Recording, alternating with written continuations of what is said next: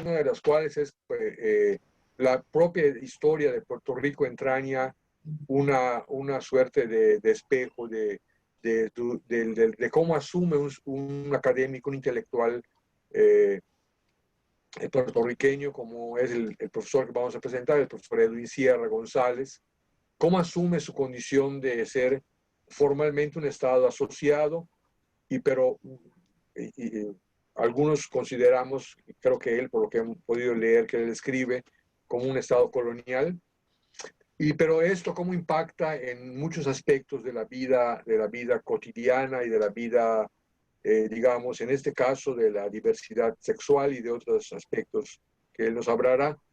Y yo quería eso porque es interesante siempre una perspectiva que complemente lo que conocemos de nuestros países en otra situación geopolítica, ¿no?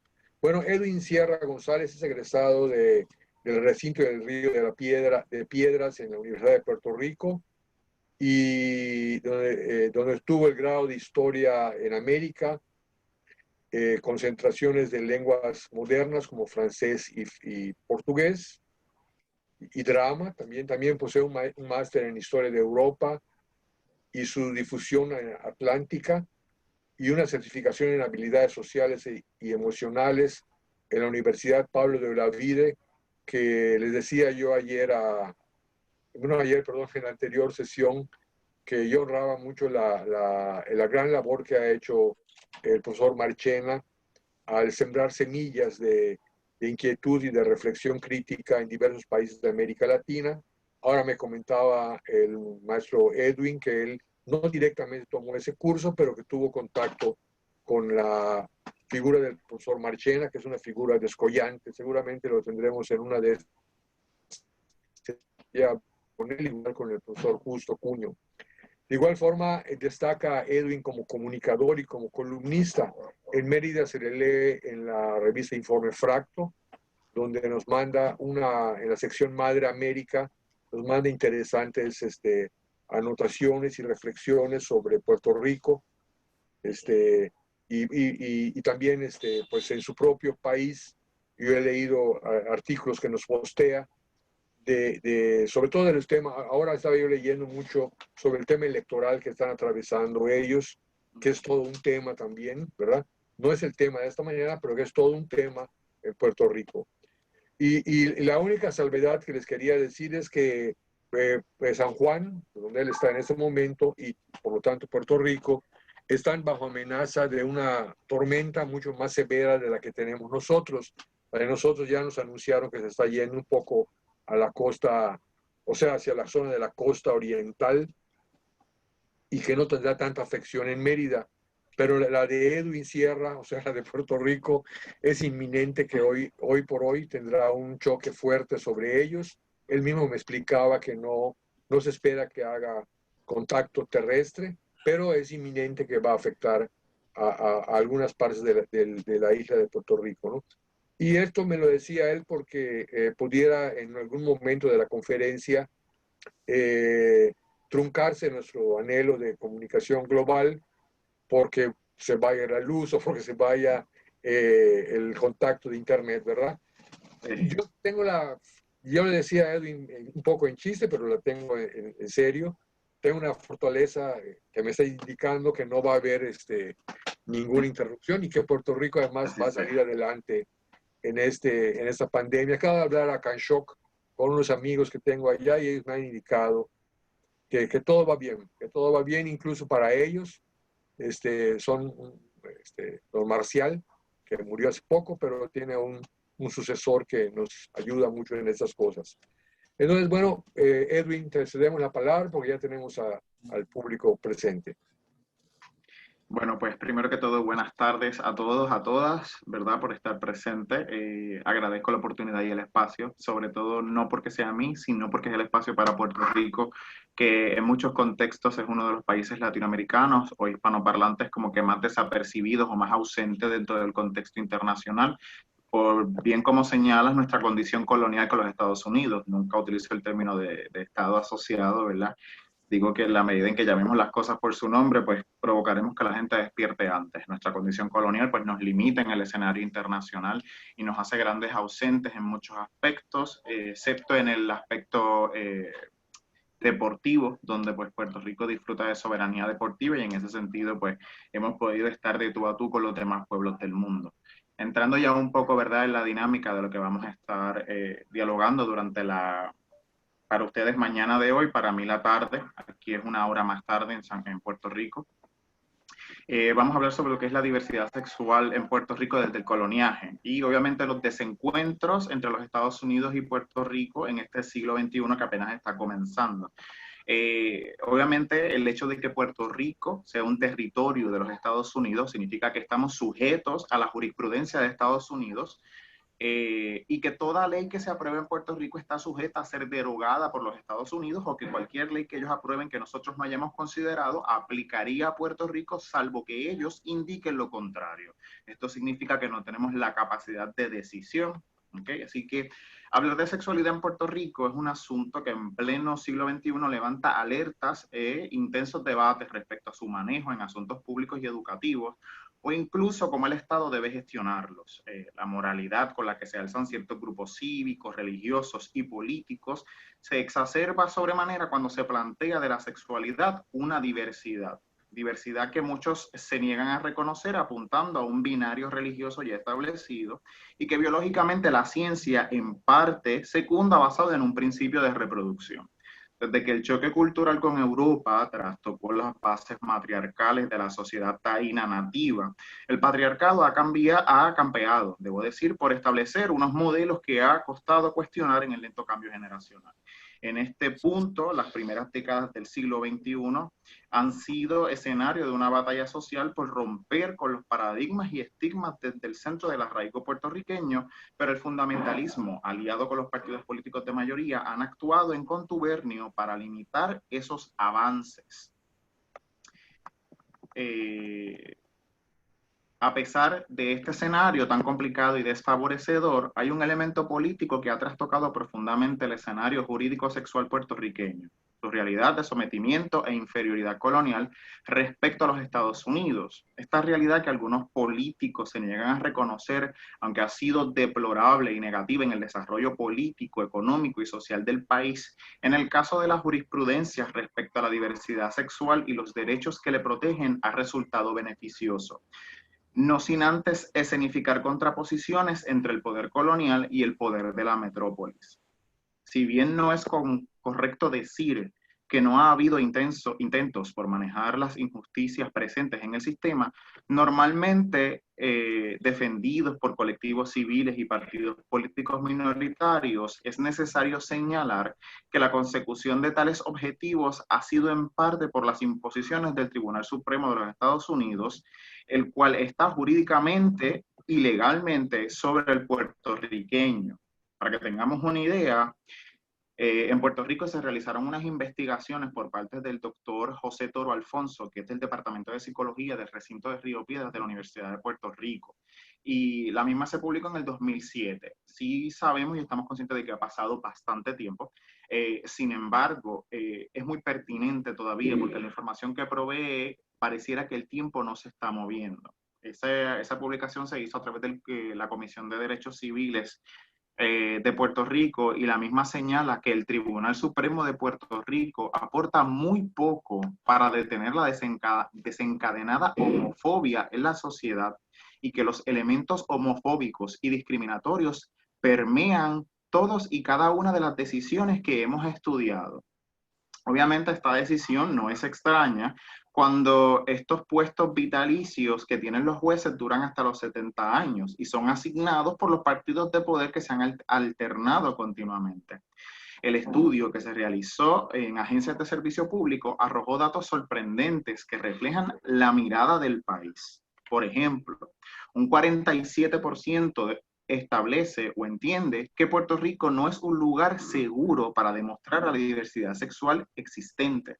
Un 67% señala que las políticas públicas no son claras y un 63% entiende que las diversidades sexuales no tienen el mismo espacio social y aceptación dentro de las agencias públicas. Esta última premisa cobra especial relevancia cuando servidores públicos entrevistados sostienen que casos de violencia conyugal en parejas homosexuales son desestimadas porque jueces han llegado a argumentar que las víctimas se lo buscan al ser homosexuales.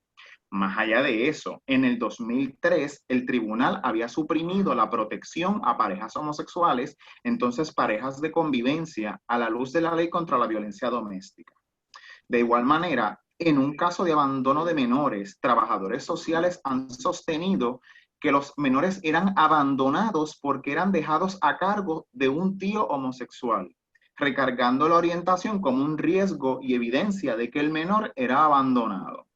Es así desde estas perspectivas que se construye el marco legal discriminatorio desde el poder. Aunque algunos sostienen que no existe la necesidad de legislar protecciones en particular, pues ellos entienden que alrededor de las 6.800 parejas homosexuales o diversas y los sobre 48.000 individuos que existen en Puerto Rico que representan esta diversidad sexual tienen la misma protección ante la Constitución. Estos datos que ofrecemos con respecto a la cantidad de parejas o individuos que se identifican dentro del colectivo sexualmente diverso son unas estadísticas que ofrecen el William Institute de la UCLA en California. Obviamente, pues es un instituto que se encarga de estudiar, ¿verdad?, lo que son las manifestaciones de la sexualidad.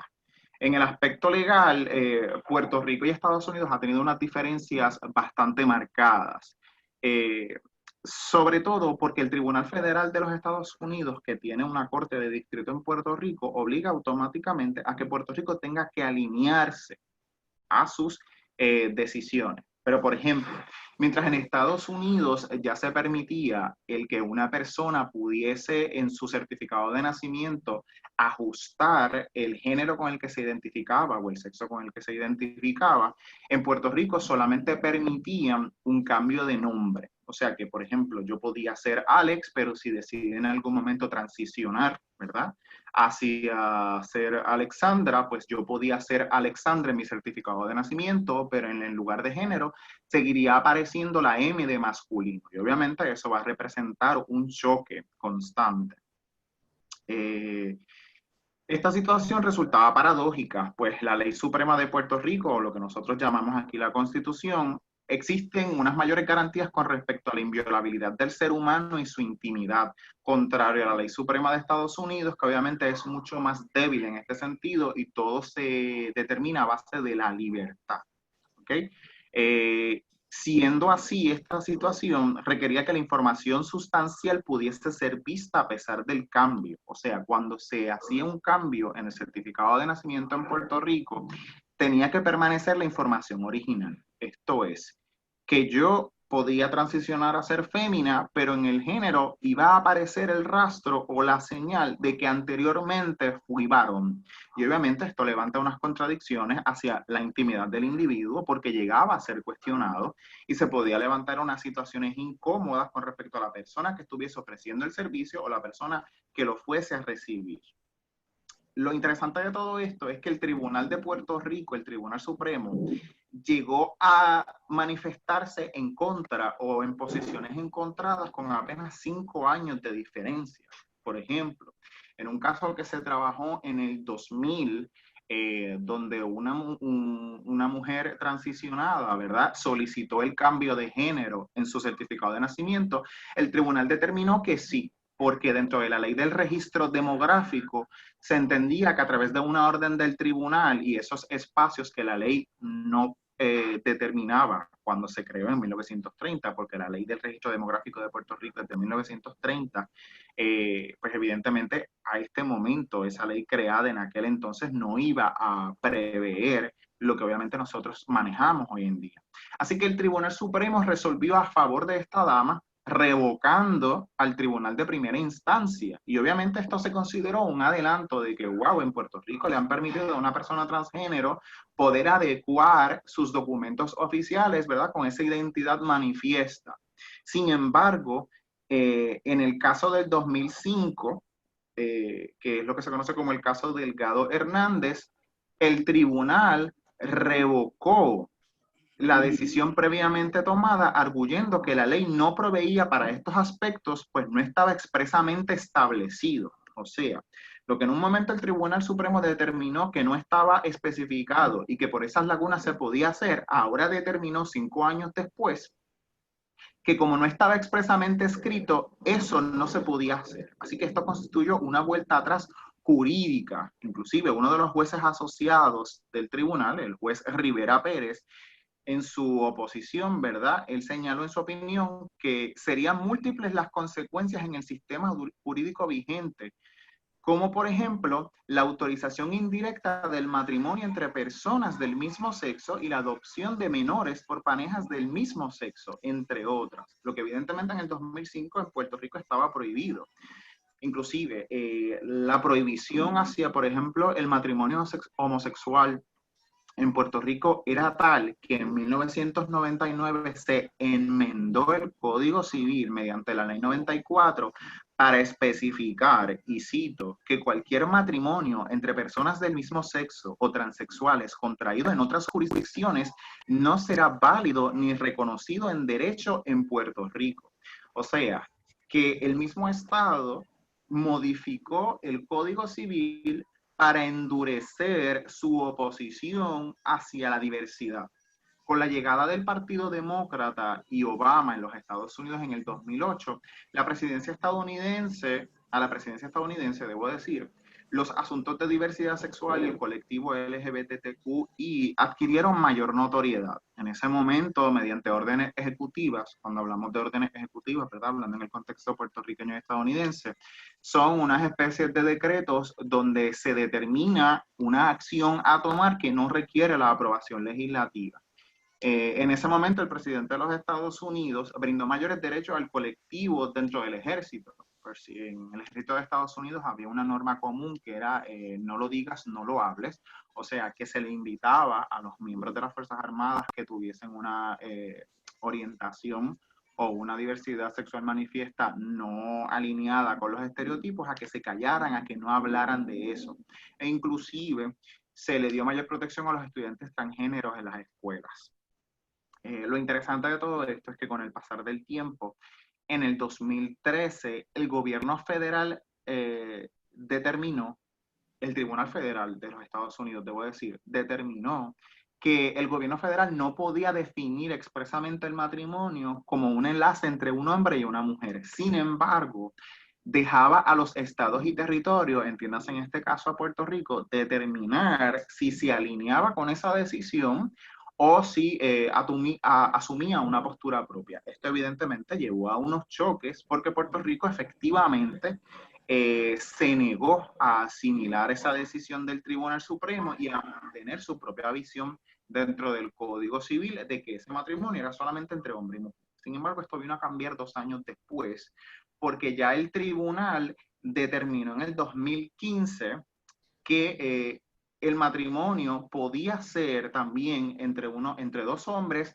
o entre dos mujeres, porque era un derecho, ¿verdad?, a la toma de decisión y a la intimidad de esa persona. Así que esto llevó al tribunal a uniformar la ley tanto para los estados como para los territorios. Y aquí en Puerto Rico se desata un conflicto, porque evidentemente Puerto Rico en ese momento va a estar gobernado por partidos, ¿verdad?, que están bastante aliados con movimientos conservadores, con movimientos religiosos, y vamos a entrar en una especie de debate de hasta qué punto incluso los estadistas, o sea, el partido que entiende que Puerto Rico debería pasar a ser un estado de los Estados Unidos, se enfrenta a la propia determinación del tribunal del país al que quieren pertenecer para que esa determinación no sea aplicable a Puerto Rico.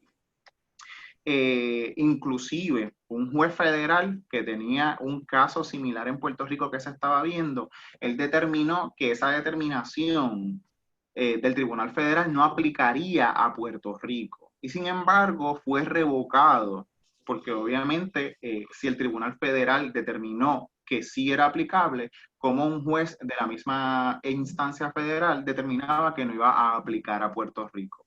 Así que no hubo otra más que verse obligado a asimilar esa estructura, y en ese sentido el poder legislativo en Puerto Rico se llegó a enfrentar al poder civil. ¿Por qué? Porque al bajar la determinación federal no hubo otra opción más que alinearse con ese estatuto, y el gobernador firmó una orden ejecutiva determinando que todas las agencias del Estado deberían establecer unos protocolos para permitir, obviamente, el disfrute de esos derechos, por ejemplo, conyugales y demás que se le permiten a las parejas heterosexuales. Y eso, aunque el Código Civil en Puerto Rico todavía no lo permitía.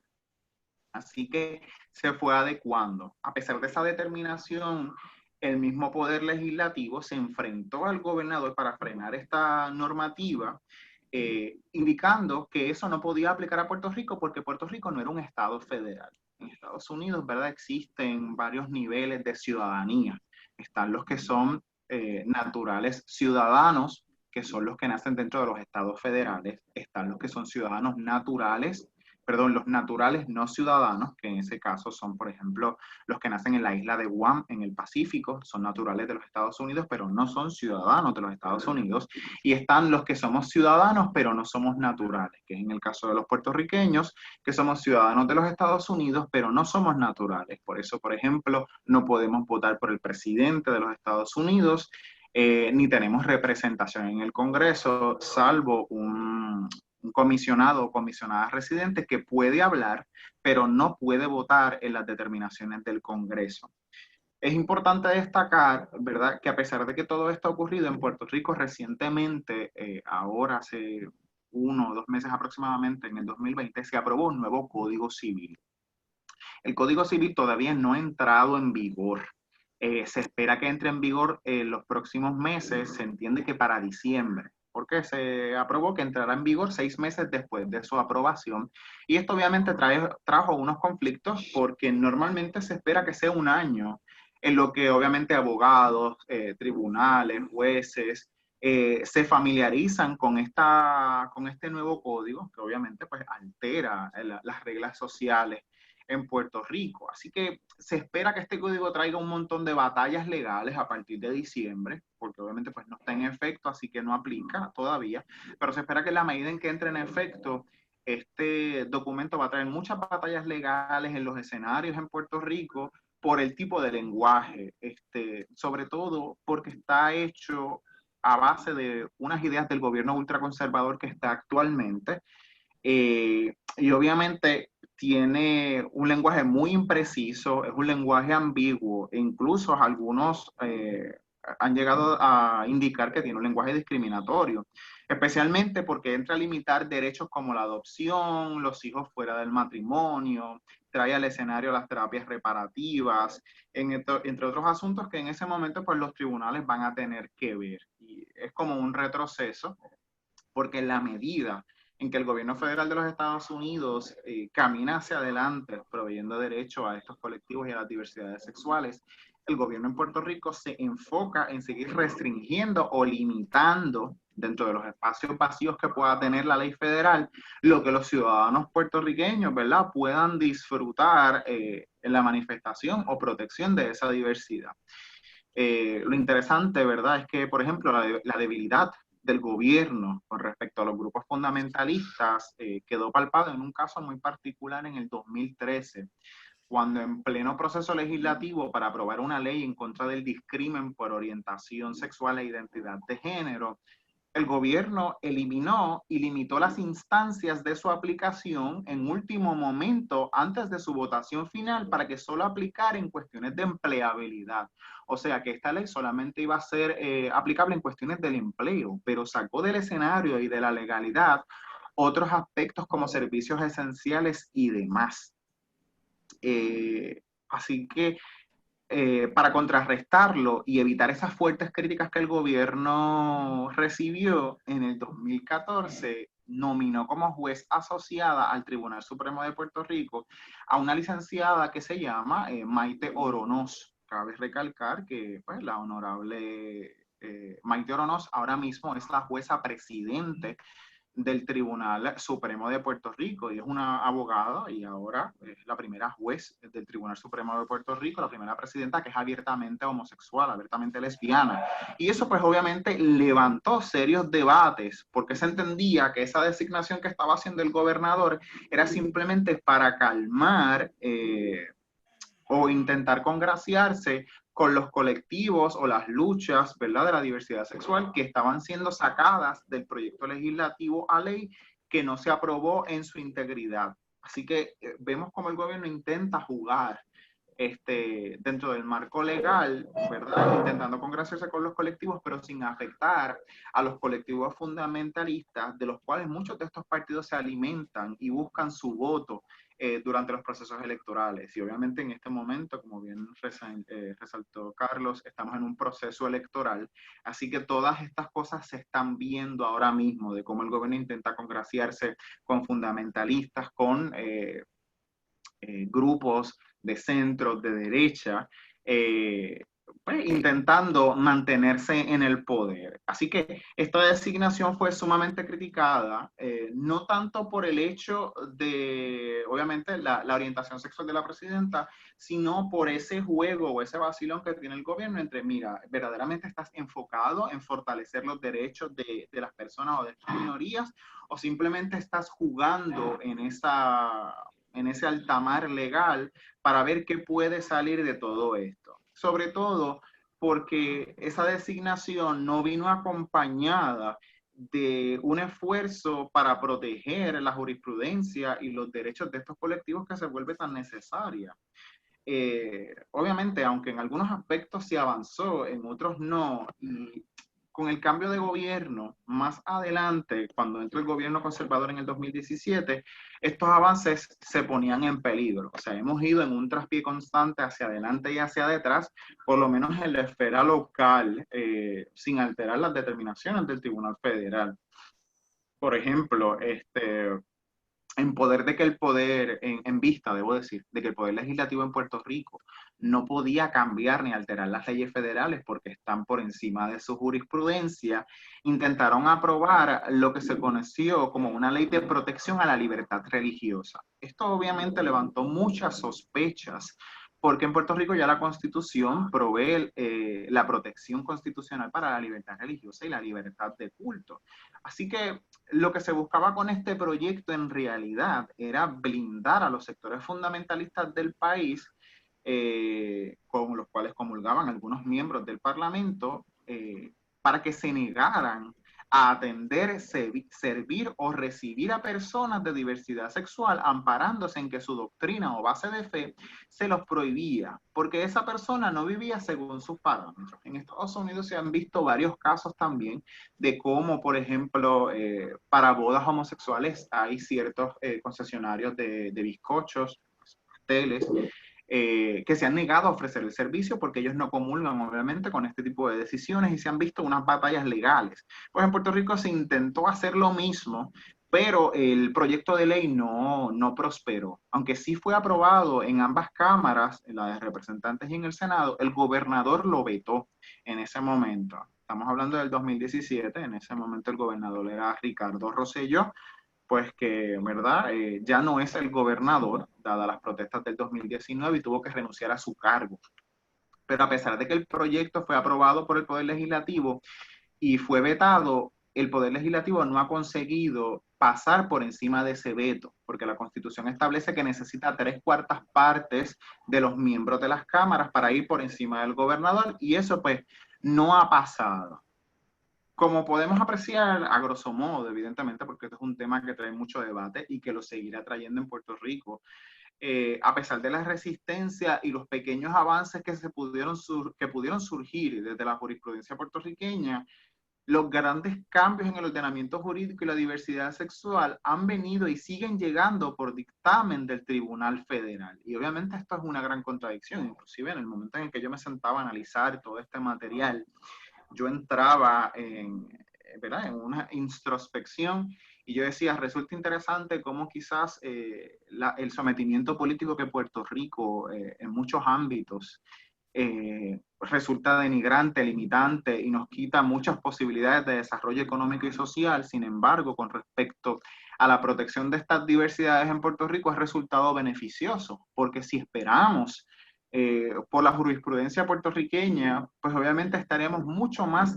retrasados en ese sentido. Así que tenemos que decir, ¿verdad? Por decirlo de alguna manera lo más sencilla posible, el colonialismo para proteger a estas diversidades sexuales en Puerto Rico ha sido efectivo. Nos ha detrimentado en muchos aspectos, pero en este aspecto en particular ha sido muy favorecedor porque ha igualado al colectivo y a las diversidades sexuales en Puerto Rico al mismo nivel que los heterosexuales o lo que, ¿verdad? Ese conjunto binario que tradicionalmente tenemos. Aunque podemos ver que bajo la gobernación, por ejemplo, de Alejandro García Padilla, el tema fue ampliamente, debo decir, debatido y atendido.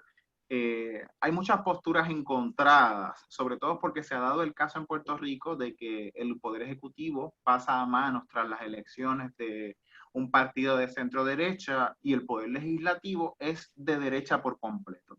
O sea que hay unas contradicciones en cuanto a las visiones, porque obviamente desde el Poder Legislativo quieren imponer su programa de gobierno y desde el Poder Ejecutivo también quieren implantarlo. Entonces, estas contradicciones, evidentemente, quienes quedan en el medio son los ciudadanos, porque obviamente ven cómo sus derechos van hacia adelante y hacia detrás constantemente en este juego político donde el Estado no asume una postura concreta, una línea de trabajo para la protección de estas diversidades y simplemente se deja llevar por lo que el tribunal le imponga o por lo que ellos puedan determinar a base del cambio de gobierno a cada 4 años. Y obviamente esto es un peligro, porque la vida de las personas no cambia cada 4 años. Tu vida o la vida de cada ser humano evidentemente es algo que se prolonga a través del tiempo y requiere firmeza con respecto al Estado para determinar las políticas que se van a seguir. Ahora mismo en Puerto Rico no hay unas políticas claras con respecto a los servicios que deben recibir estas poblaciones en las instituciones públicas o inclusive con respecto a los servicios de salud en Puerto Rico. Ahora mismo, muchos de los servicios de salud se enfocan precisamente en la salud sexual heteronormal, entonces, normalizada, debo decir, y no obviamente en las variantes que la diversidad sexual propone o existe que requieren de sus servicios en Puerto Rico. Ahora mismo, por ejemplo, no existen programas o servicios de salud para personas que están transicionando sexualmente en la isla, en las necesidades de salud que requieren, por ejemplo, las mujeres lesbianas o los hombres homosexuales, ¿verdad? Así que esto plantea un escenario donde el país se tiene que repensar, pero basado en estos primeros 20 años del siglo XXI, todo parece indicar que los desencuentros van a seguir ocurriendo, porque en la medida en que Estados Unidos va estableciendo una línea de pensamiento más concreta, más hacia adelante, el gobierno puertorriqueño va a seguir zigzagueando en el vaivén de cómo cambia el gobierno a cada 4 años. Y esto obviamente para nosotros no es nuevo, no es de sorprender, porque en Puerto Rico lamentablemente muchos de los ministerios de servicio público cambian sus posturas o sus apreciaciones dependiendo de quién suba al poder cada 4 años. O sea que es muy probable que ahora en las elecciones de noviembre, cuando cambie el gobierno, si es que cambia, nuevamente volvamos a ver un vuelco en las decisiones con respecto a la diversidad sexual. Por ejemplo, hubo un gobierno que decía y estableció en una carta circular del Ministerio de Educación, aquí le decimos Departamento de Educación, que los jóvenes podían ir a las instituciones en la indumentaria con la que ellos se sintieran identificados. Y tan pronto el gobierno cambió, esa circular fue anulada. O sea que vemos cómo constantemente estos cambios siguen afectando las posibilidades de que los colectivos sexualmente diversos puedan mantener una vida plena, una vida, podría decirse, pacífica, donde se eduque a la gente a entender y comprender que evidentemente no todos vamos a caminar por la misma línea y que requerimos respetar. Yo nunca utilizo el término de tolerar, porque siempre he tenido la concepción de que tolerar implica el reconocer o identificar que la persona a quien tú toleras es inferior a ti, y yo pues obviamente no comparto esa visión. nadie es inferior a nadie, por ende nadie tiene que tolerar, todos debemos respetarnos. En ese sentido, el Estado debe alinearse con una postura que proteja a todos los ciudadanos por igual y que no sea simplemente una agenda partidista que cambie cada 4 años. Estos primeros 20 años del siglo XXI han sido convulsos y yo entiendo que lo seguirán siendo, porque lamentablemente no ha habido una muestra clara de que el gobierno se plante o establezca un plan de trabajo a largo plazo, lo que sucede en Puerto Rico. Lamentablemente ninguna agencia de gobierno en Puerto Rico tiene proyectos a largo plazo, sino que se plantean a cada 4 años. Por eso tenemos el desastre político que hemos tenido, que ha sido un cuatrienio sumamente intenso. Las agresiones han subido. Recientemente se trabajan unos casos de crímenes de odio de un joven llamado Alexa, que fue asesinado porque estaba atemorizado en un baño público de un restaurante. Y una persona lo acusó de que con un espejo estaba pues ligando o se estaba pasando a través de los cubículos, y luego obviamente se pudo constatar a través de personas que le conocían que andaba con un espejo porque temía por su vida, porque se sentía perseguido. Así que esa era la razón de ese espejo. Y sin embargo, como una persona accionó y lo acusó rápido, en menos de 48 horas esta persona fue asesinada.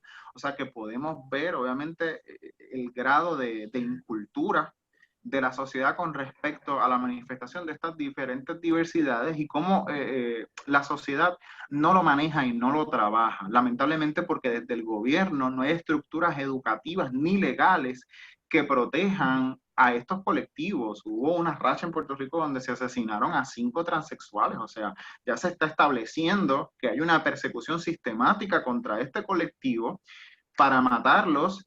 Y obviamente esto va cimentado en la intolerancia o la falta de respeto que muestran los colectivos fundamentalistas u otras visiones o extractos de la sociedad. No creo que haya, sinceramente, como te digo, un interés genuino en este momento por parte del gobierno de Puerto Rico de cambiar esa perspectiva. El caso de este joven Alexa que fue asesinado todavía no se ha visto en los tribunales, todavía supuestamente hay personas de interés, pero no han habido todavía consecuencias legales para con respecto a esto. Adicional de que la jurisprudencia vigente ahora mismo es tan ambigua que, por ejemplo, para tú acusar a una persona de odio, tendría que haber evidencia de que esa persona abiertamente era sexualmente diversa, homosexual, transexual, bisexual, y sin embargo, para acusar a una persona de asesinato, no necesitas otra evidencia más que el cuerpo. Entonces, aquí se plantean todavía unas luchas de jurisprudencia de cómo verdaderamente vamos a abordar todas estas situaciones. Yo creo que este desencuentro va a seguir porque Estados Unidos seguirá hacia el frente, Puerto Rico seguirá estancado en la medida en que no se ve obligado a caminar junto con los Estados Unidos, se va a mantener en su postura, pero muy a mi pesar, obviamente, como puertorriqueño, tengo que decir que ha sido la jurisprudencia de Estados Unidos la que ha logrado salvaguardar los derechos de los puertorriqueños sexualmente diversos y no ha sido su propio gobierno. Y yo creo que esto es algo en lo que debemos de reflexionar, lamentablemente. No sé si hay alguna pregunta, algún comentario. Creo que ha sido como que mucha información de repente, pero es que voy con el temor de que se me vaya la luz y me quede a mitad. Muy bien, pues le agradecemos mucho la exposición a Edwin y realmente estoy un tanto sorprendido. Ahorita vamos a entrar en una nueva fase en la que hay un diálogo horizontal en cómo en el tema de la diversidad sexual el impacto de los gobiernos pues, fundamentalistas como el que tenemos ahorita, tienen los norteamericanos ahorita, no ha logrado permear en esta capa del quehacer cultural de la vida y social de la vida puertorriqueña, pero bueno, yo dejaría el tema para que como un pendiente, porque pues estamos en la víspera tanto de las elecciones puertorriqueñas, pero de las elecciones norteamericanas que prometen, para mi esperanza y para la de todo el mundo, que no repita el señor Trump. Pero bueno, ese es otro tema. se van a las personas que nunca han participado les pido nada más que cuando pidan la palabra, que en este caso lo hizo José Ricardo Maldonado, que se identifiquen, ya lo identifiqué, pero bueno, para que Edwin sepa con quién va a hablar y etcétera, ¿no? Sí, by Es the tuya way, la palabra, Chepo. quiero resaltar que las elecciones de Estados Unidos y Puerto Rico van a ser el mismo día, son el 3 de noviembre, okay. O sea que en ese sentido estamos alineados también, no tenemos opción. Ok, adelante, Chepo. Bueno, me llamo José Ricardo, me dicen Chepo, soy colega historiador de igual, antropólogo, un poquito de todo. Igual me ha tocado, por invitación del doctor, participar en Informe Fracto. Bueno, maestro, cuando el maestro Edwin no lo había conocido, bueno, que sea virtualmente, más que las notas que ha escrito. Hay una tesis que sigue, o sea, en la que usted insistió y que me parece interesante, que es la influencia del marco jurídico del gobierno estadounidense en el reconocimiento de los derechos de los colectivos LGBTI. Y me parece muy interesante por dos cosas. Primero, porque si bien la situación de Puerto Rico es una de las excepciones todavía en el mundo en las que hay colonialismo en su más amplio sentido, en el resto de Latinoamérica hemos reflexionado mucho a partir de la teoría postcolonial acerca de estas otras formas de colonialidad que todavía perviven. Pero muchas veces estas formas de colonialidad se asumen intrínsecamente negativas.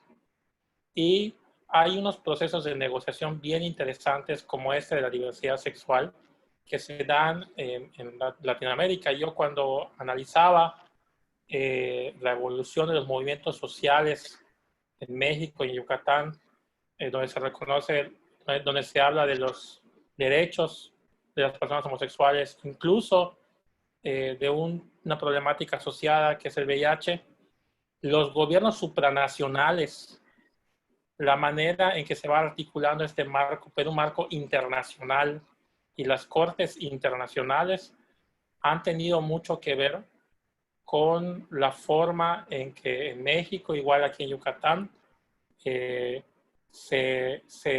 han logrado obtener cosas que de otra manera hubieran sido improcedentes. Todavía hace escasos años, cuando se pedía que la CODEI, o sea, la Comisión de Derechos Humanos, la local, se manifestara igual por una situación de diversidad sexual, todo todo el argumento de las organizaciones estaba basado en Yogyakarta y en lo que ha dicho la OEA, etc. Casi no había en ese momento algo nacional en lo cual ampararnos. Pero también la figura del Estado. Yucatán siempre ha tenido una situación un poco conflictiva a veces con el centro de México, por cuestiones políticas y por cuestiones identitarias. Y ahora que la Suprema Corte ha resuelto muchas tesis a favor de la diversidad sexual, ahora nos agarramos de las resoluciones de la Suprema Corte, porque el contexto local es absolutamente desfavorecedor. Todavía el año pasado, el Congreso rechazó 2 veces iniciativas de matrimonio igualitario en Yucatán. Entonces, ahora si las personas, cuando yo soy casado, yo me tuve que casar amparándome, pero el amparo lo concede un juez federal, no un juez local. Entonces, este efecto cascada me parece interesante, que si bien es diferente en Puerto Rico, tiene algunas conexiones. Gracias. Creo que se salió, ¿eh? Creo que se salió sin querer porque nos advirtió que podía perderse la señal. No, que no se la lleve el huracán. Sí, están bajo un huracán ellos, más serio que el de aquí, que el de aquí no aparece todavía. Pues yo no la veo pensando que... El de aquí creo que porque es fin de semana, ya como todos los cosas imprescindibles no salen los fines de semana, pues yo creo que habrá dicho Vila pues que no, que aquí no. Pero vamos a ver, esperar un momentito. No sé si alguien quiere participar mientras se reconecta Edwin. Está muy interesante lo que decía José Ricardo, en el sentido de cómo pues en un momento las leyes internacionales y luego la Suprema Corte de Justicia han servido pues digamos, de faro para poder conducir los movimientos de la diversidad sexual en Yucatán. No obstante, que fíjense que en la última cátedra veíamos que los grandes avances que hubo durante el periodo de Alvarado y Carrillo Puerto, ¿no? Y Jesús preguntaba, ¿saben todos quién es Jesús, verdad? Jesús Armando. Preguntaba que dónde quedó toda aquella tradición revolucionaria. Y era una buena pregunta, ¿no? Y yo creo que quedó en el olvido. Yo creo que, aunque había una profesora que recordó, una profesora mayor que estaba acá, que recordó a Raquel Zip, creo yo, como una profesora suya que influyó en ella, etcétera. En general ha habido una especie si no de olvido, de un intento de borrar ese episodio de la historia yucateca, ¿no? Pero bueno, mientras viene Edwin, podemos retomar el tema y también lo que está diciendo Maldonado. Ahí todos tienen la palabra nomás, nos indican Ana Elvira. Yo quiero. Bueno, a mí se me hizo muy, muy interesante, además, aunque abarca muchas cosas, o sea, su charla fue como muy estructurada y eso se agradece siempre en la presentación. Y bueno, a mí hay como muchas cosas que me llaman la atención y que también pueden unirse con la charla de la vez pasada, ¿no? O sea, del seminario anterior. Y a mí me llama mucho la atención este rejuego histórico entre los grupos progresistas y los sectores fundamentalistas. O sea, que hay un avance importante en cuanto a los derechos y a la ampliación de los derechos y la inclusión y una búsqueda mucho más progresista de un equilibrio.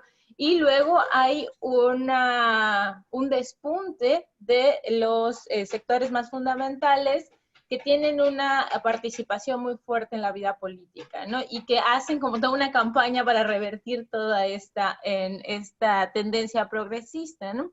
Entonces me llama mucho la atención y quería preguntarle a Edwin precisamente sobre cómo el colonialismo norteamericano que pervive en Puerto Rico está precisamente construido sobre esta tensión y la identidad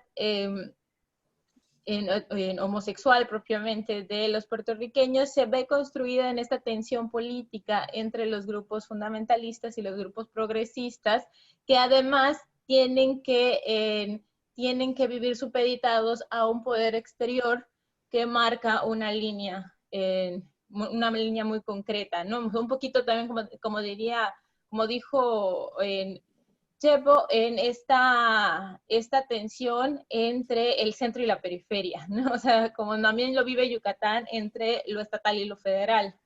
Y me parece muy interesante. Y también la relación entre la aprobación del matrimonio homosexual y la paternidad.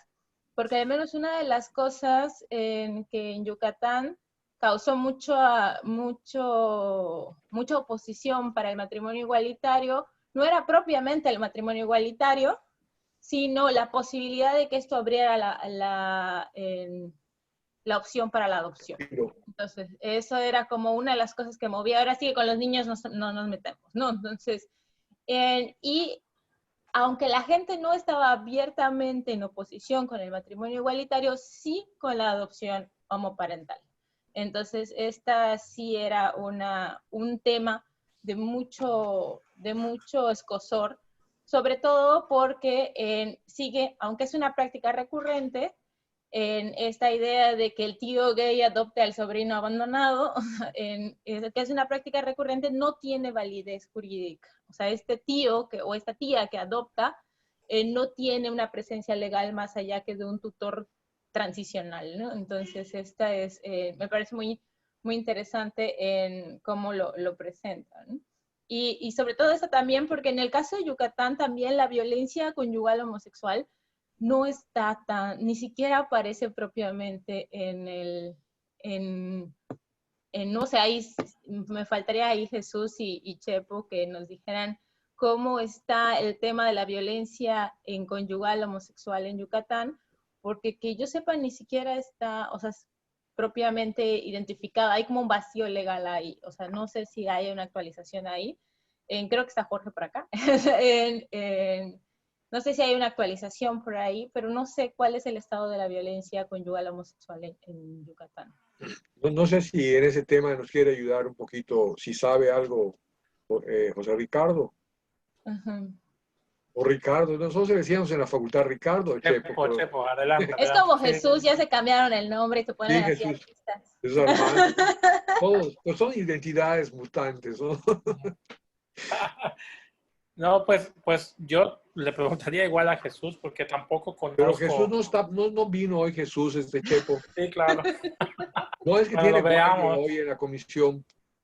Sí, porque Sí, porque no conozco que haya algún documento que aborde Ajá. específicamente violencia conyugal entre parejas homoparentales, lesboparentales, o sea, no, es como que se da por sentado y ya. Ajá. Pero sí hay cuestiones muy, muy específicas, ¿no? De ese tipo de Claro. parejas, y que pueden ser invisibilizadas. Pero no, yo tampoco conozco. Sí, porque me acuerdo una vez que en la fiscalía pregunté y si tienen tipificada como violencia familiar que el hombre le pegue a la mujer, en ese orden, así, el hombre le pega a la mujer. Eso es lo que se entiende por violencia conyugal. Si hay alguna modificación en esa estructura, entra como en un escenario gris. O sea, no hay de la mujer al hombre, ¿verdad? No, ni de hombre a hombre, ni de mujer a mujer. O sea, se considera otro tipo de violencia, pero Sí. que tampoco saben identificar cuál es. O sea, la fiscalía lo entienden como violencia conyugal hasta el momento en que yo pregunté que un hombre agreda a una mujer. Okay. O sea, así se comprende como violencia conyugal. Ahora, no sé si esto ya tiene varios años, o sea, no sé si haya habido alguna actualización en este proceso o haya, desde que se está discutiendo las cuestiones del matrimonio igualitario y etcétera, si haya habido alguna concepción diferente del tipo de violencia conyugal y se consideran otro tipo de formas que también se dan dentro de las relaciones conyugales, ¿no? Entonces, no, ahí sí, me queda la duda muy, muy fuerte. Yo creo que un tema que coincidían para su análisis que dejó, parece que no se perdió la luz o algo, Edwin, ¿no? Pero yo creo que esa relación que tiene Puerto Rico y bueno, que mantenemos nosotros con el centro federal, ellos también es un centro federal, son colonia de un país. Mayor. En nuestro caso, decía Chepo una cosa muy importante, que era que a los inicios de la lucha por la diversidad, se apoyaban sobre todo en los organismos internacionales de derechos humanos. Yo no sé si esto, no nos puede contestar Edwin porque no está acá, si esto influiría en la política norteamericana para tolerar o respetar, como decía él, que me parece interesante la distinción que hizo, la diversidad en Puerto Rico, o sea, la acción que pueda tener los organismos internacionales, porque es extraño que lo tenga con Puerto Rico y yo creo que es una jugada política del Estado norteamericano para mantener el coloniaje, puesto que no respeta los derechos humanos en ningún otro campo de los Estados Unidos. O sea, los Estados Unidos, aunque se erige en el defensor internacional de los derechos humanos, sin duda alguna es el país que más viola los derechos humanos en todos los países del mundo, ¿no? Y sin embargo, en su colonia, en Puerto Rico, fuera de la escena donde les tiró papeles de baño Trump después por cierto, de un un huracán, pues no parece que han jugado muy bien este juego. Y yo no estoy seguro, como en el caso de México, que fuera por la supervisión de los organismos internacionales de derechos humanos, puesto que ellos no los respetan. Me inclino más a pensar en que es una cuestión de tipo del control político de la colonia, sobre la colonia de parte de la metrópoli. Pero hay otras voces, por ejemplo, el maestro Jorge Canto, que es un analista muy interesante. No sé si quiere opinar, Jorge, sobre esto. Si lo veo allá conectado, ahí está. Ya sí, sí, Carlos, muchas gracias. Pues la verdad, adelante, el comentario, por lo que alcanzamos a escuchar de la conferencia, pues a mí la lectura que les doy es muy similar a lo que comentas, ¿no? Hay un juego político muy fuerte que en este caso se refiere específicamente a las cuestiones de los movimientos, del movimiento de la diversidad sexual, pero que seguramente así se verán en otros temas, en donde pues es muy similar a lo que hemos vivido en México, ¿no? Y no solo en Yucatán, sino en todo el país, como que se abren, se cierran, como que vienen movimientos conservadores, luego un poquito más progresistas, pero siento que efectivamente es una actitud política, como bien lo dijo el conferencista, darle gusto de repente a ciertos intereses, pero no del todo, ¿no? Y luego se van a la otra banda porque están involucrados en obtener el beneficio o el apoyo tanto de los grupos, en este caso de activistas de la diversidad sexual o grupos de la diversidad sexual, como de los grupos conservadores que tienen también una gran influencia. Entonces, siento yo que muchas veces cuando estamos en una situación local, como el caso de Yucatán, pues pensamos, no, pues es que es el gobernador, no, pues es que es la Iglesia Católica, no es que es tal o cual grupo. Y cuando lo vemos ya desde una perspectiva más global, nos damos cuenta que este tipo de situaciones ocurren en España, ocurren bueno, ahora está el caso, por supuesto, de Puerto Rico, pero pues es como un juego que siempre traen los grupos políticos. Tampoco digo que sean todos, ¿verdad? Hay organizaciones políticas, generalmente las de izquierda, que están muy comprometidas con ciertos temas, pero pues aquí en el caso que nos han planteado, me recordó muchísimo la esfera local, que creo que también lo que comentaba Checo, pues ahí iba por esa misma tesitura, ¿no? O sea, que pues no estamos tan diferentes nosotros aquí en Yucatán respecto a lo nacional, como el caso de Puerto Rico respecto a los Estados Unidos. Ya regresó Ed, ay, se me fue otra vez. ¿Saben qué? Pendiente. Edwin. Yo creo que le está fallando la internet. Cuando estaba hablando el maestro Canto. Ahí regresó. Yo no sé si, ya que se está conectando Edwin, está conectado su audio.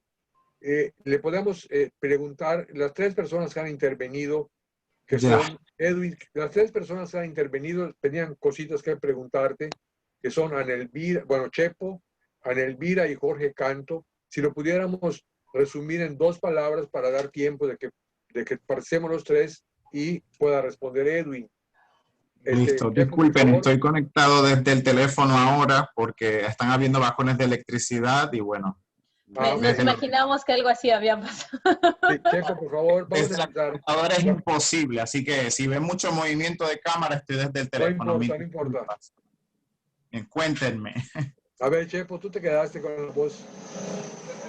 A la pregunta. Lo mío era más un comentario, un paralelismo entre el colonialismo que vive Puerto Rico y la colonialidad que se vive en el resto de Latinoamérica, y que en Yucatán también el reconocimiento de los derechos de los colectivos LGBTI ha estado influido por los gobiernos supranacionales, este discurso de derechos humanos de escala global, y también las competencias del Estado, que en este caso tienen relación sobre todo con el actual de la Suprema Corte, que ha resuelto a favor de los derechos de la diversidad sexual. De otra manera, en Yucatán hemos tenido desde hace ya unos años, o desde que yo tengo memoria, pues un contexto difícil, hostil incluso, a generar un marco legal favorecedor. Sí. El punto es, ¿verdad? Quería abonar a ese comentario que trajiste al principio, que alcancé a oír bastante antes de la interrupción. Sí es muy cierto que en América Latina obviamente cargamos un contexto sumamente negativo con respecto al colonialismo y en muchas ocasiones no nos damos la oportunidad de ver qué positivo podemos absorber de esa otra sociedad. En Puerto Rico, por ejemplo, convergen el derecho español, el derecho estadounidense y el derecho que hemos ido creando, ¿verdad?, los puertorriqueños a base de nuestra propia experiencia. En ese sentido, sí, es un poco intenso, porque obviamente son varias jurisprudencias intentando crear un marco legal o tres, ¿cómo se dice?, idiosincrasias distintas. O sea, pero aquí obviamente hay muchas cosas que tenemos que trabajar todavía. En Puerto Rico, por estatuto, las leyes españolas sobre las cuales no se hayan legislado todavía están vigentes. O sea, en Puerto Rico todavía hay leyes de 1800 que siguen vigentes porque no se ha trabajado sobre ellas y así se ha determinado. Así que en ese sentido, el mirar el colonialismo quizás desde el rechazo total, obviamente no es aceptarlo, pero sí quizás ver desde afuera, sin contaminarnos con lo negativo del colonialismo, qué hay de aprender que nos permita como sociedades seguir avanzando. Yo creo que en ese sentido, pues en América Latina quizás hay algo que podamos aprender. No asimilar el colonialismo como algo correcto, sino ver qué de ese colonialismo o de esa otra sociedad podemos nosotros aprender que nos ayude también a avanzar. Ana, ahora tú.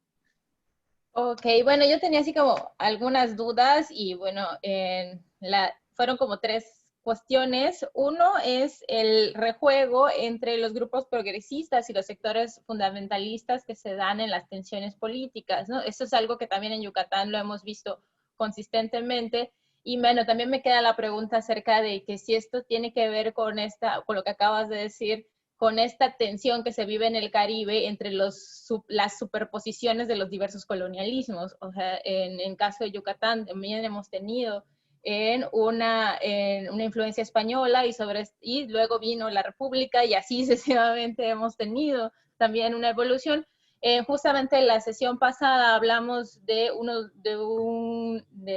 caso de Yucatán y de Alvarado y de un tipo de gobierno muy progresista que se estaba dando hace un siglo ya, un poco más de un siglo, en el que se estaba siendo muy, muy vanguardista Yucatán y después de eso se entró en un proceso de retroceso de todas estas políticas progresistas que nos llevaron paulatinamente a un escenario mucho más conservador, sin llegar a ser fundamentalista, pero sí mucho más conservador de la visión progresista que se había impugnado hace un siglo. Entonces, bueno, me llama la atención este rejuego que hablas y de estos diversos colonialismos, sobre todo cómo lo observas.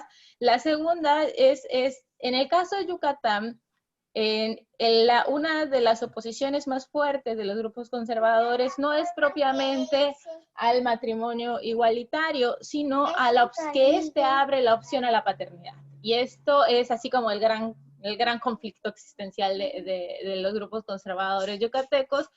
Y me queda la duda si ese también es la verdadera oposición en Puerto Rico, o sea, la opción de la adopción, lo que entra en oposición con el matrimonio igualitario o el matrimonio igualitario en sí, ¿no? O sea, esa es como la modificación de la figura del matrimonio igualitario. Y la última, que era una duda, pues, que tenía que ver con muchas cosas. Aquí en Yucatán se considera como violencia conyugal exclusivamente cuando un hombre le pega a una mujer. O sea, y no sé si exista una reglamentación para la violencia conyugal de otro tipo. O sea, en específico la homosexual. Tenemos la tarea de averiguarlo, pero quería saber si existe algún tipo hasta hace unos años no existía, solo se entendía como exclusivamente un hombre pegándole a una mujer. Cómo está configurada la violencia conyugal homosexual o si existe alguna reglamentación en Puerto Rico. Esa era mi duda. Ok. Vale, listo. Bueno, respondiendo a la primera pregunta, sí, evidentemente el colonialismo en Puerto Rico, contrario a lo que pudiera parecer, porque obviamente mucha gente habla de colonialismo como algo retrógrada, que no es que no lo sea. Sin embargo, con respecto a este tema, tenemos que decir que el colonialismo ha provisto unas herramientas de avanzada, no para que nosotros avancemos como sociedad, sino que a través de unas imposiciones nos han llevado a avanzar o a alinearnos con unas visiones a través de la potencia extranjera.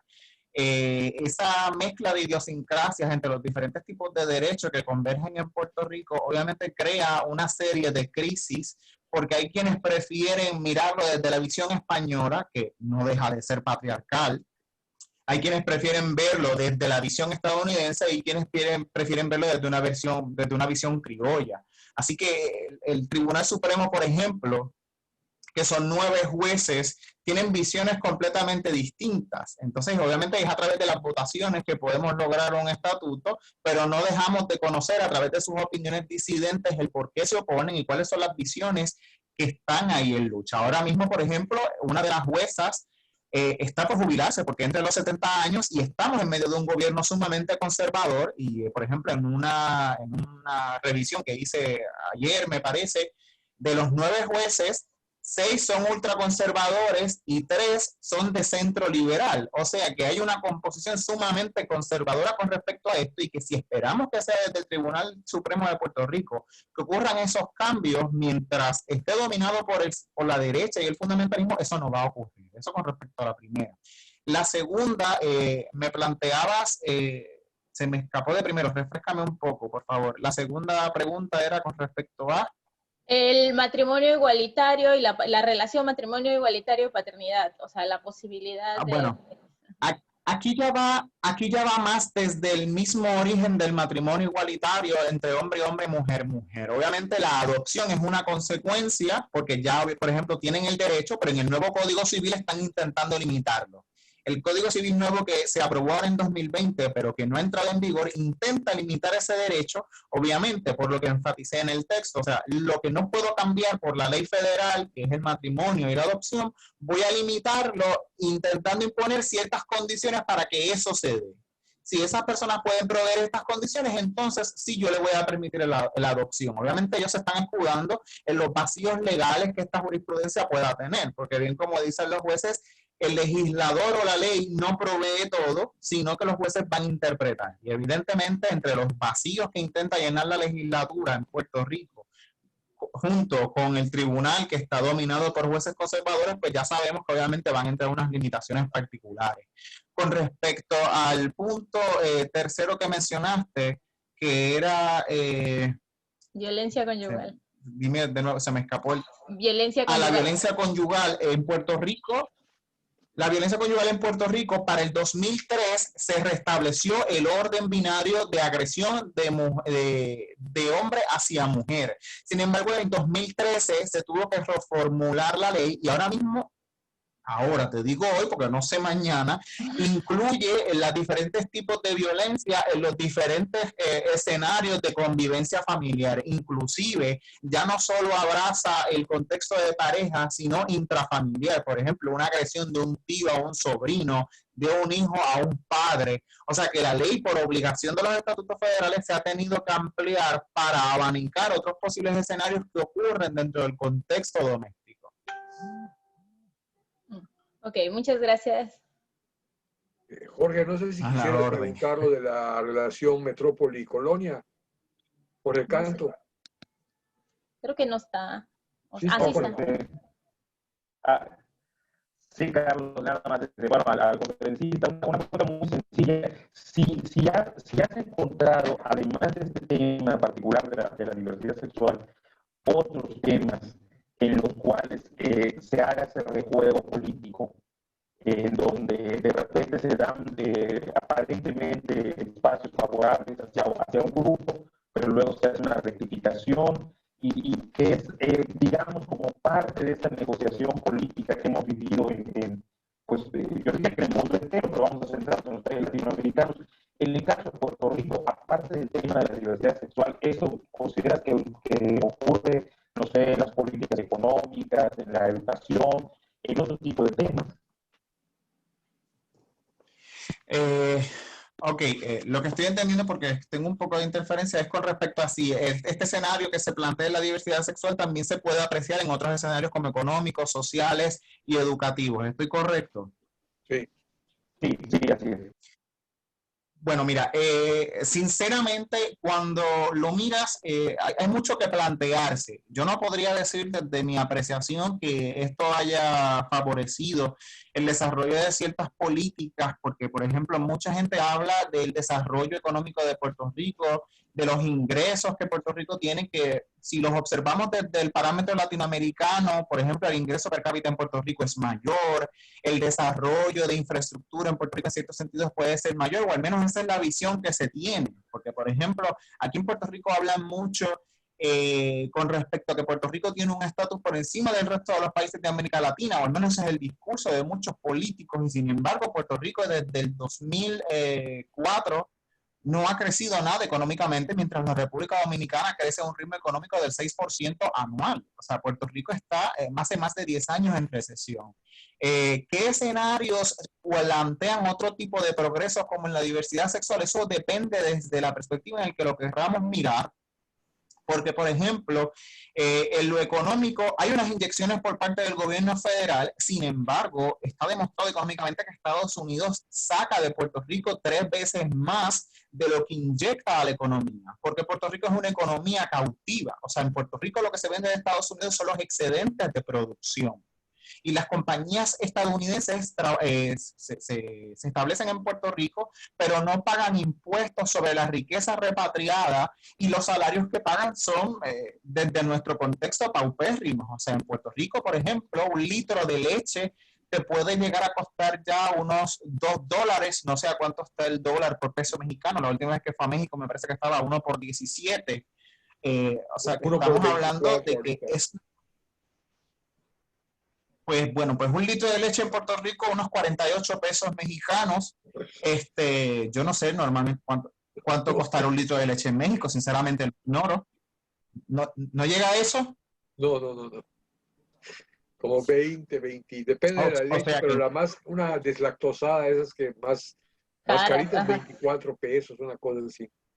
Ajá, $1, o sea, bueno, $1. Más o menos o sea, en ese contexto, o sea, por ejemplo, una pieza de pan te puede costar más de 48 pesos. O sea, el contexto de Puerto Rico es un país sumamente caro, se ha inflado demasiado y los salarios no suben. Entonces, una persona normal gana aquí por hora $7.25, pero eso no da. O sea, un salario promedio en Puerto Rico apenas es de $1,200 al mes, y en realidad tú necesitas casi el doble para poder sobrevivir, o en Puerto Rico en unas condiciones cómodas. Es prácticamente imposible. O sea que esos progresos, verse en otros escenarios desde el colonialismo, habría que ver cómo queremos aplicarlos. Porque, por ejemplo, inclusive en el ámbito educativo, sí hay más escuelas.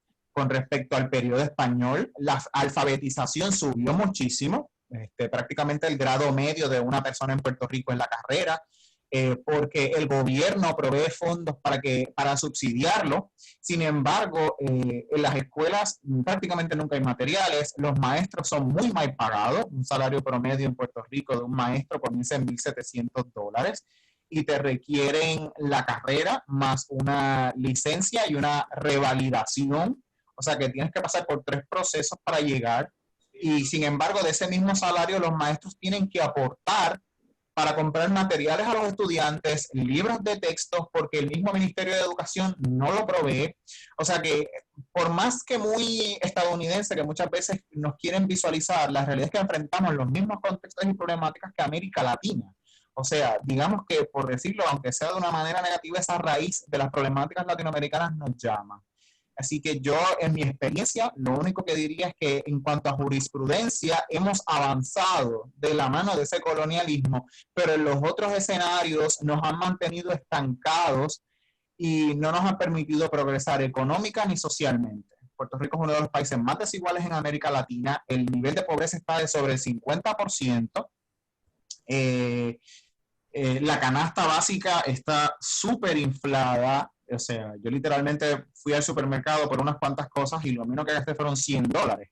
O sea, que estamos hablando de ¿qué? 2.400 pesos, me parece, una cosa así. O sea, es sumamente oneroso, por decirlo de esa manera. No sé si eso contesta su pregunta. Sí, no, muchas gracias. Oye, Edwin, yo tenía una pregunta, no sé si me la permiten. Y esta correlación sí, metrópoli-colonia que se da y que ustedes perciben bajo esta óptica que estás describiendo tú ahora, digamos, se podría generalizar como una opinión pública puertorriqueña con relación a la metrópoli, o hay mecanismos para desinhibir el sentimiento de independencia o de soberanía nacional? Pues mira, aquí desde que Estados Unidos llega a través de todo el siglo XX han existido diferentes mecanismos para disuadir de los intentos de independencia. En Puerto Rico hubo un levantamiento en 1950 y han habido, ¿verdad?, otros procesos para intentar separar a Puerto Rico de Estados Unidos, pero obviamente Estados Unidos ha utilizado todas sus herramientas, por ejemplo, el FBI, la misma policía local ha servido como instrumento para persecución. En Puerto Rico la persecución política fue legal por el Estado hasta 1993, lo que se conoce como la Ley Mordaza, aprobada por el gobierno en ambas cámaras y firmada por el gobernador, donde se prohibía hablar en contra de los Estados Unidos. Inclusive hubo un momento donde tener una bandera de Puerto Rico era ilegal y el tenerla se podía utilizar en un tribunal para acusarte de sedición. Entonces, en un principio, cuando usted mira las elecciones de Puerto Rico, las elecciones coloniales a principios del siglo XX, usted ve que, por ejemplo, el movimiento independentista era el segundo más fuerte detrás del autonomista. Tenía 7, 8, 9, 10 senadores, representantes, o sea, era un movimiento sumamente fuerte y sin embargo con el paso del tiempo ha sido disminuido a la fuerza a través de la persecución, a través de la limitación. Las personas que se identifican con el independentismo, el Estado no los dejaba trabajar, les negaba trabajo, les negaba servicios fundamentales, simplemente para desalentar ese tipo de movimiento. Ahora mismo no podemos decir que el independentismo es representado a través de los números que obtiene electoralmente, porque hay movimientos separatistas en Puerto Rico que por cuestión ideológica no se presentan a las elecciones y no votan. O sea que no podemos tener una visión clara. Sí entendemos y estamos conscientes de que es un movimiento minoritario, porque sistemáticamente se ha trabajado para disminuirlo. Sin embargo, entramos en una dicotomía en el sentido de que la mayoría del país puede creer en un tipo de relación favorable con los Estados Unidos, pero no cree en la estadidad. O sea,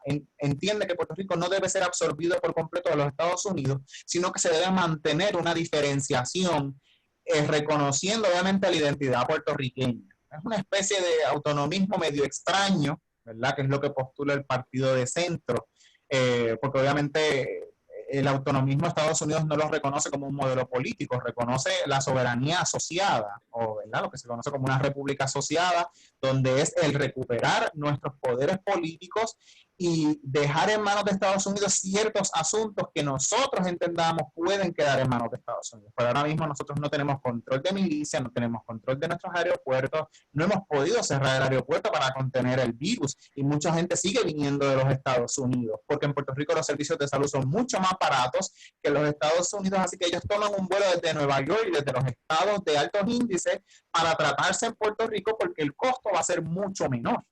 Entonces, esa idea de movimiento lamentablemente está muy lastimada. La independencia es una idea que está muy lastimada. Sin embargo, sí se ha visto que hay un crecimiento poblacional, donde por ejemplo en el último sondeo que se hizo, las personas dispuestas a entrar en un proceso de república asociada con los Estados Unidos llegó a alcanzar el 35%.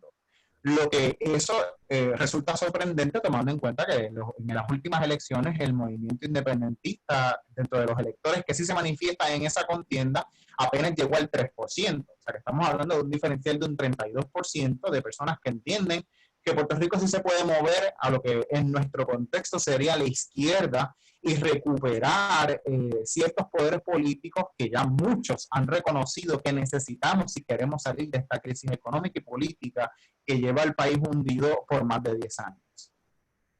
Okay. ¿Alguien desea participar? Tomando en cuenta que Edwin está en su teléfono, pero con mucho gusto. El doctor Carlos Pérez. ¿Está bien? Ah, ok. Bien, pues yo, ¿alguna otra pregunta, intervención, comentario? Bien, pues les agradecemos. Primero agradecerle a Edwin Sierra Pues como decía Ana, la bien estructurada, se agradece siempre eso, exposición, te lo agradecemos mucho, Edwin. Se ve que Gracias. lo preparaste con mucho esmero y con mucho cariño y nos despejó muchas dudas que teníamos con relación a Puerto Rico y nos dejó abiertas otras que son necesarias siempre en una exposición, ¿verdad? Yo creo que el ánimo de la cátedra es eso, es despejar preguntas, pero formular nuevas, ¿no? Y ir tejiendo pues, el conocimiento bajo esta óptica justamente diversa, proveniente de diferentes voces, de diferentes ángulos, de diferentes temas. La próxima sesión que vamos a tener es el 5 de septiembre, ¿verdad? Y va a ser justamente sobre un tema que desde la anterior sesión que tuvo a su cargo el doctor Pérez y que hoy que la tuvo el maestro Edwin Sierra, se volvió a tocar, que es el matrimonio igualitario. Y entonces lo va a tocar el doctor Rubén Torres de la UNAM, que se va a ocupar del... Están todos invitados, por favor, el sábado 5 de septiembre a las 11:30 de la mañana, hora Mérida, hora México, centro de México. Y él va a ocuparse, acaba de publicar un libro muy interesante, Rubén Torres, el doctor Rubén Torres, y hay un capítulo donde se ocupa de este tema que tiene que ver con el matrimonio homosexual, que como decía José Maldonado, 2 veces ya fue rechazado en lo que va del año 2020, creo yo, ¿verdad?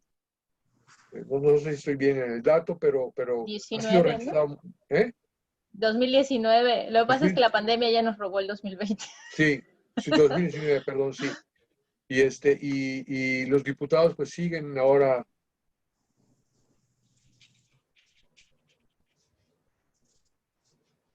Pero bueno, es un tema que de todas maneras sigue preocupando a muchos sectores de la sociedad, a los activistas principalmente, pero también a los sectores académicos y desde luego a un sector de la vida política, ¿no? Y yo creo que por ello la cátedra tiene que ocuparse y dar espacio a esta reflexión. Están todos invitados, es importante la voz de todos, y la llevará la ponencia del doctor Rubén Torres, pero desde luego, como en todas las ocasiones, hay un diálogo horizontal en el que todos pueden tomar parte, ¿verdad? Pues sin más, les agradecemos mucho su participación y le agradecemos a Edwin el esfuerzo que hizo porque pues se le fue la internet, tuvo que agarrar su teléfono, pero bueno, llegamos a buen puerto y le deseamos a todo el pueblo puertorriqueño que ya verán que salvarán esa, como otros lo han hecho heroicamente y con mucho esfuerzo.